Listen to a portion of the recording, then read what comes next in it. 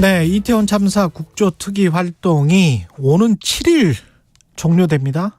오늘이 1월 2일이니까요. 5일도 안 남았네요.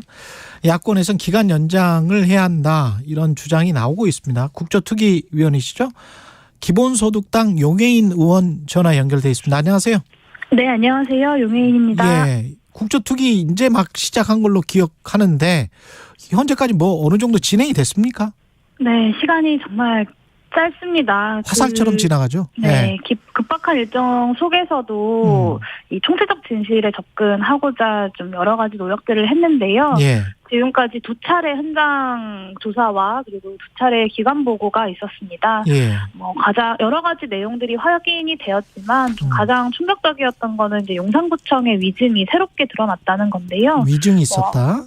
네, 아직도 거짓말할 게 남아있다. 이것은 정말 좀 충격스럽고 참담했습니다. 어떤 것이었죠? 네, 용산구청이 참사 직후부터 지금까지 참사 인지 시점을 22시 53분이라고 주장을 해왔는데요. 예.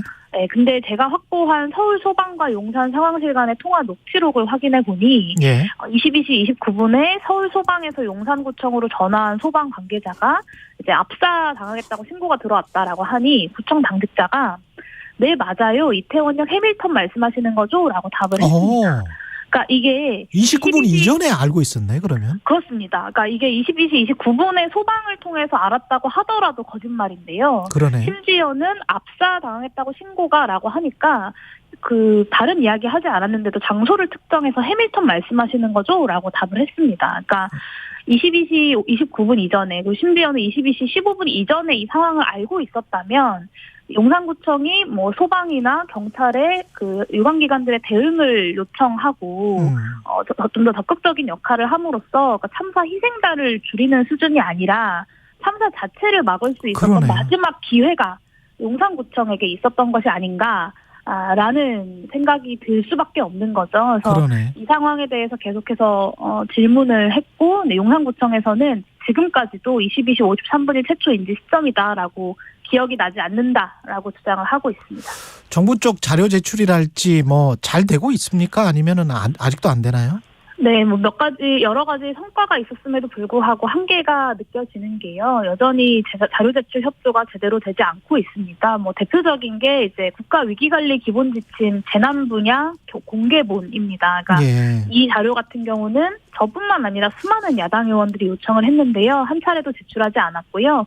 이 자료는 지자체들까지 다 공유되는 공개본입니다. 왜냐하면 안보에 관련된 사항이 아니라 재난 분야에 관련된 사항이기 때문에 지자체까지 다 내려가는 자료임에도 불구하고 공개하지 않고 있습니다. 그리고 이 국가위기관리센터장의 참사 인지 시점과 이제 조치 사항에 대해서 여러 의원님들이 요구를 했는데요.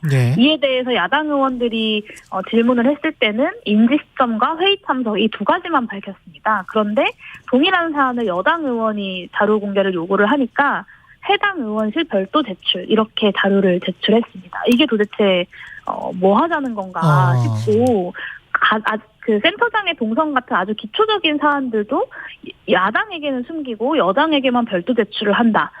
이것은 국정조사를 사실상 무력화시키겠다는 대통령실의 대응 기조를 보여주고 있다라고밖에 생각이 들지 않습니다.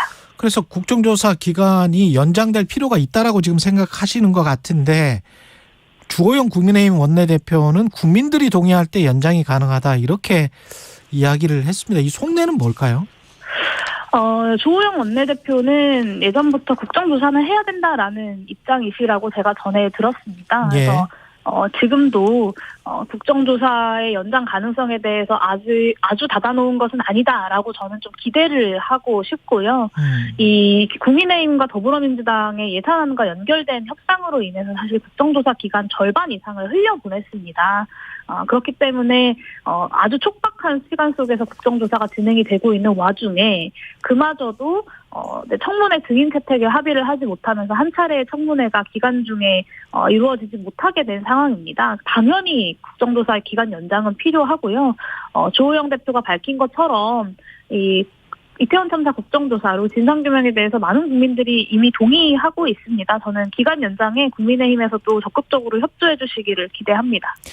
지난주에 2차 기관 보고 때 도찰 논란이 있었어요. 그게 용해인 의원님 보좌진이 여당 의원들 간의 대화를 몰래 촬영했다. 국민의힘 주장은 이건데. 네. 상식적으로 공개된 회의장에서 어떻게 예. 도찰이 가능하겠습니까? 아, 그러니까 네. 공개된 회의 자리에서 촬영을 하기는 한 건데. 네, 저의 그 해당 보좌진은요. 예. 지난 3년 동안 저와 함께 동행하면서 저의 의정 활동을 영상으로 기록해 왔던 보좌진입니다. 그러니까 당시에도 회의가 진행되던 와중에 예. 위원장께서 정회를 선언을 하셨고 정회 선언을 하고 회의를 마무리하고 사람들이 빠져나가는 것까지를 촬영하고 있던 중이었습니다. 예. 근데 이 과정에서 뭐 조수진 의원님이나 전주혜 의원님이 도대체 무슨 말씀을 나누셨는지는 모르겠습니다만 예. 뭔가 좀 불편한 상황이 있었다고 한다면 이에 대해서 충분히 설명하고 오해를 풀고 필요하면 영상 삭제도 저는 말씀을 드렸습니다. 그리고 예. 이제 회의 진행할 때 시작을 할 때 유감 표명도 하겠다. 왜냐하면 저한테는 국정조사에 불필요한 논쟁을 만들고 싶지 않고 국정조사가 제대로 진행되는 것이 가장 중요하기 때문에 그 문제제기 과정에서 이 보좌진이 오히려 위협감을 느끼는 상황이 있었음에도 불구하고 이 문제를 그렇게 좀 오해를 풀어보고자 했습니다. 그런데도 불구하고 처음에는 와서 설명을 해라, 뭐 유감 표명을 해라라고 하시다가 중간에 갑자기 무조건 사퇴해라라고 입장을 이제 전하면서 이게 파행까지 가게 된 상황인데요.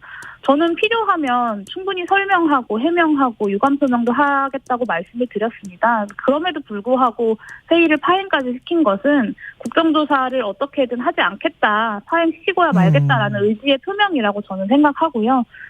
이에 대해서 그 국민의힘에서 이 유감 표명이 분명히 있어야 된다라고 저는 생각합니다. 오히려 국민의힘에서 유감 표명이 있어야 된다. 국정조사를 이렇게 파행까지 몰고 간 것에 대해서 유감 표명이 있어야 된다고 생각합니다. 예, 일부러 의도적으로 보좌진이 촬영한 것을 그게 몰래 촬영이다, 도찰이다 이렇게 주장을 하면서 국조위원 사퇴하라고 압박을 넣고 국정조사를 지연시킬 의도가 있었다. 이렇게 지금 판단을 하시는 거예요?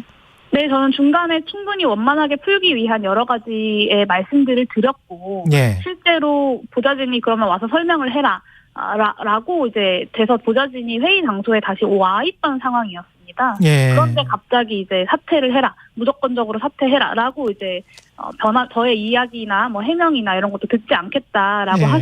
했던 상황이었기 때문에 이 문제를 원만하게 풀 수 없는 상황이 되어버렸고 결국에는 파행까지 이르게 된 것입니다.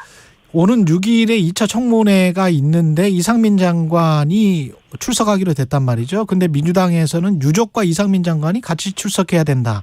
국민의힘은 이상민 장관만 출석하자. 뭐 이렇게 지금 주장하는 겁니까?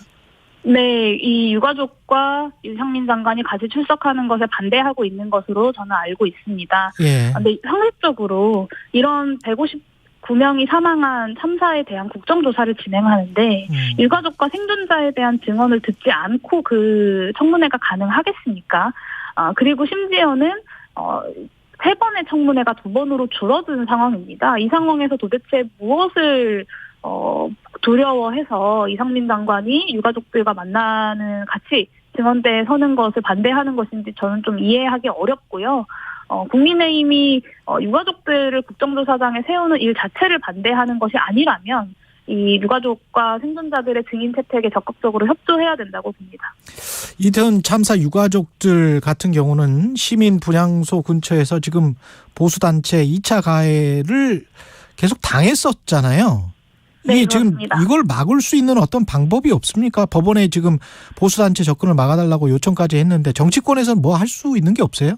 네, 저는 정치적으로도 충분히 문제를 풀어가기 위한 최대한의 노력을 해야 된다고 생각하고요. 예. 법적으로 뭐 물리적인 제재를 할 수 없다고 한다면 정치적으로 정치권에서 이 문제에 대해서 분명한 입장과 메시지를 밝혀야 된다고 생각합니다. 그러니까 여당에서 그리고 정부에서 유가족들과 함께 하겠다, 유가족들의 아픔에 공감한다, 그러니까 2차 가해를 중단해달라라는 메시지만 나온다고 하더라도 저는 많이 달라질 거라고 생각합니다. 그런데 여전히 유가족들이 경험하고 있는 2차 가해에 대해서는 그 어떤 메시지도 나오지 않고 오히려 유가족들을 회의장에서 만나는 것이 두렵다거나 이런 방식으로 유가족들을 매도하고 있는 것이 저는 더 문제라고 생각합니다. 예, 그리고 지금 국정조사 제대로 된 결실을 맺기 위해서는 뭐가 가장 필요합니까? 기간 연장이 제일 우선시 돼야 되나요? 어떻게 보세요? 네, 저는 기간 연장이 가장 첫 번째 선결 조건이라고 생각합니다. 자료 제출 아무리 성실하게 한다 그래도 기간 연장 되지 않으면 다 소용없는 일이 되어버릴 것입니다. 그렇기 때문에 기간 연장 반드시 필요하고요. 새로운 해가 지났지만 이 이태원 참사 진상규명에 대한 요구는 여전히 이어지고 있습니다. 그런데 어제 있었던 그 윤석열 대통령의 신년 기자회견에서 이태원 참사가 2020년을 마무리하고 2023년을 시작하는 신년사에서 단 한 번도 언급되지 않았습니다. 저는 이것은 이태원 참사를 대하는 윤석열 정부의 태도가 아주 적나라하게 드러나는 장면이었다고 생각하고요. 정부가 그리고 여당이 기간 연장과 자료 제출에 좀 더 적극적으로 나서주었으면 좋겠습니다. 예, 기본소득당 용혜인 의원이었습니다. 고맙습니다. 네, 감사합니다. 예, 3084님이 절망 속에서 희망을 찾아가는 것도 좋지만 그래도 조금은 덜 절망적이면 좋겠습니다. 최경영의 최강시사 올해도 저의 출근길 잘 부탁드립니다 라고 말씀을 하셨고요. 3084님 비롯해서 10분께 무려 10분께 커피 쿠폰 보내드리겠습니다. 올해도 최선을 다하겠습니다. 고맙습니다.